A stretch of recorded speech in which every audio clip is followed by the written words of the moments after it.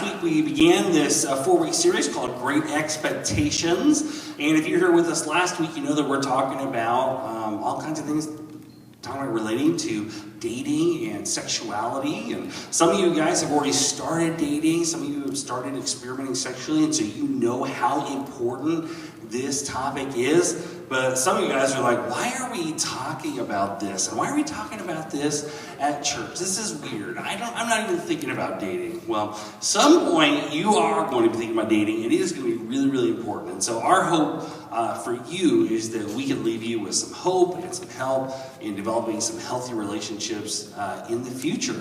So last week we talked about this idea that God gave you feelings and desires, that these are good things, and that God has given them to you. And you guys are at the perfect age to start talking about this idea of good habits and understanding the plan that God has for your desires.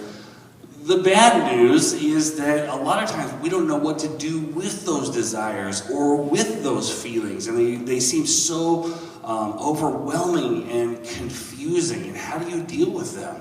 I talked about last week about a parent that called me, and I was talking to them, and they got upset, and they were talking about some things, saying some things, and it really frustrated me. And I just kept obsessing about it, thinking about it all day. I let it ruin my day. I couldn't get it out of my mind. And you've probably had those feelings before, where you just kept thinking about something and obsessing about it. And so the question is, what is the difference between being passionate about something and being obsessive about it? So if you're here anytime at all, that I am passionate about Pokemon. I love talking about Pokemon. If you went into my office right now, you would see my shelf up there with all kinds of cool Pokemon things. And in middle school, it's a normal thing to be passionate about stuff. You were passionate about stuff when you were in middle school. Yeah, it was. Yeah. And you had a movie that you were passionate about. Yeah, there was a movie that was out when I was in junior high. Really liked it so much. I know I went to see it a lot. I learned all the songs too, because I like to dance, I like to sing, I like music. Not that I can't sing, but I like to sing. Anyone guess what musical would Teresa be passionate about as a middle schooler? Grease. Wow, I heard it. Grease. Isn't he so cute? And I imagine Teresa being in middle school, picturing herself with dancing with John Travolta. It probably looks something like this. Yeah, so what is the difference between being obsessed about something and being passionate about something? You might be feeling like, well, I love soccer. I love U.S. women's soccer. I know everyone on the team. I watch all their games when they're coming to Columbus. I'm going to go to the thing. Does that mean I'm obsessed with them? Or maybe you play guitar. You love playing. You play every day. You read Guitar Magazine. You're always practicing. Does that mean you are obsessed with it or just passionate about it? Well, the reality is I can't answer that question for you. I can't tell you if you're passionate about something or you're obsessed about it. Here's the deal. The main difference between a passion and an obsession has to do with control. It's about understanding what's healthy and what's not. A passion is something that you are really enthusiastic about, but it doesn't rule your life. Whereas on the other hand, an obsession is something that can overtake a passion. An obsession is something that you feel like you can't stop thinking about. And a lot of times, whether you're passionate about something or not, an obsession can take over that. That happens a lot of times to middle schoolers. That happened to you, Teresa, when you were in middle school. Tell us about it. It did. So I had this passion. It was a pretty healthy passion for middle school. I was good in math and science, and I had this dream about going to the Air Force Academy. And I got brochures, and I went to the library. There wasn't internet to do research. I went to the library, and I got these books about it, and that's what I really wanted to do. About the same time, I got introduced to partying, and so I became a little bit passionate about partying, drinking a lot and doing things like that, and it overtook that passion, that healthy passion, and I began doing things like lying about it, lying to my mom, lying to my dad. My grades plummeted you know, I was really a good student for a long time, and then my grades started going down because that became all I thought about, all I wanted to do, and every chance I got, I did it. So it was very detrimental to my first passion when I picked up this other passion that became an obsession. Yeah.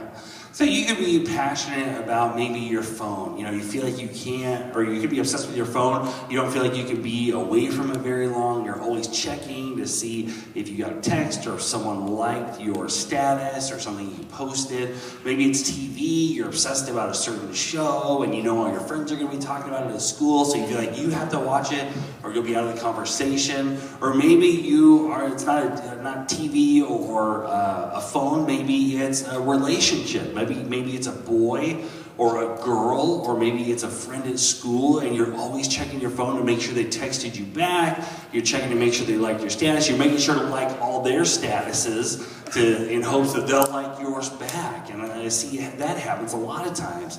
And especially the fascination with being in a relationship, especially when other people are in relationships, it's easy to get obsessed with thinking about that. How can I get into one? How can I get this guy to like me? How can I get that girl to like me? For some of you guys, it has nothing to do with being in a relationship at all, but that passion, that obsession is into more things like looking at sexual and inappropriate photos and videos online. You know you shouldn't be clicking on those links, but it's obsessing your thoughts. You're thinking about when you're away from it, and it's just controlling you. Whatever it is, it's so important for you to recognize what an obsession is, because it can be a powerful force in your life. Obsession can cause two big things to happen. The first thing that it can cause to happen is it makes you give up your freedom and your future. And that's something that you experienced. It really did. You know, because you think you're going to do what you want to do. I'm free to do this, and I can do whatever I want to do. But you get that thing that you obsess about all of a sudden takes control of you, and you really do lose your freedom. I lost my freedom because my focus became on just that. So it was controlling my life. It affected my future because my dreams of wanting to go to the Air Force Academy were really shot down. Yeah. The second thing that obsession can do is it can make you end up with regret. Lots of regret. Yeah. Because I went on, you know, you think you're going to stop. I can stop this. You know, that's, I think, a lot of things some people tell themselves. I can stop when I want to. You know, I'm not addicted. I'm not that controlled by it. I can stop whenever I want to. I went on to find out that I couldn't. And all through high school, I continued to party a lot, and would tell people, because right now I'm in recovery for alcoholism, and I share my testimony a lot. And one of the things I say is that I really didn't have a lot of bad consequences. You know, you hear about people who get mixed up in drugs and alcohol, and they might go to jail, detention home, get kicked out of school, get kicked out of their house, end up homeless. You know, none of those things happened to me. So I would say I really didn't have a lot of major consequences or things to regret. But when I look back at the things that happened to me and the things that I did under the influence of drugs and alcohol, I had a lot of shame and a lot of regret. And the way I thought about myself, my sense of self-worth, low self-esteem, and I took that out on the people around me. I took it out on my friends, my family, my kids, my husband, and so then I say that everyone suffered the consequences of what I did, of my regret, because I felt so awful about myself. I had a lot of regret. Yeah. So how do we deal with this thing? You know, obsession is something we all deal with in our lives. How do we get past it? How do we create some healthy boundaries and things in our lives to where we don't suffer the effects of living in an obsessed life? How can we make it so that we have healthier desires in the future? Well, in times like this, I'm so grateful for God's Word because it is so clear and it so relates to us. Today we're going to check out another passage by the Apostle Paul, who has written so much that relates to us. And this one, he writes in 1 Corinthians 6, verse 12, he says, I am allowed to do all things, but not everything is good for me to do. Even if I'm free to do all things, I will not do them if I think it will be hard for me to stop when I know I should. This is so applicable to us. Basically, Paul is saying that just because we can do something doesn't mean that we should do it. And he says that we can know that we should or shouldn't do something depends on whether it's good for us or not.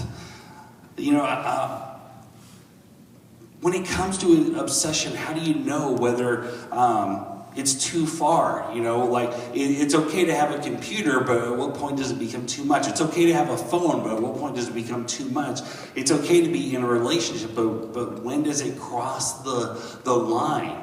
How do you know if it's just that it's become too much? Well, what Paul is saying here, I think, is this: that things become a problem when they becoming harder and harder to stop. When you find yourself not being able to be away from your phone, when you feel like you can't set it down because you're going to miss something, when you feel like you have to change who you are or do things that you would not want to do normally in order to keep or maintain a relationship, when you feel like you can't stop, that's a good clue if something is obsessive or not. In other words, what Paul was saying is control your obsessions or they'll control you. Control your obsessions or they're going to control you. And so right now, we want to give you a couple of things that you can do right now to help deal with that. And the first one is this. Recognize and admit your obsession. So the first thing, how to start controlling your obsessive thoughts and feelings, is recognize and admit your obsession. You guys talk about this in CR, Celebrate Recovery, our ministry on Wednesday nights. Tell us more about that. We do. You know, you can't fix a problem if you won't admit that it's a problem. And so you have to first say, admit that there's a problem going on, that you're obsessed with it, that maybe it's gone too far, and maybe you're having trouble stopping. There's a lot of freedom that happens in that when you finally admit. You guys have this really cool phrase that I really like, and it says, "You're only as sick as your secrets." What does that mean? Right. Because, you want to keep that to yourself, that thing that you're doing that you know that you shouldn't do, that it's affecting your life, it's affecting you in bad ways, so you don't want to share it with anybody. But you continue to go on doing that. You're not telling anybody. It's sitting in your mind, and you keep thinking about it, obsessing about it, and it's making you sick in a way that it's affecting you. It's unhealthy. Yeah. So you're sick. If you don't share it, then you're as sick as your secret. Yeah. This.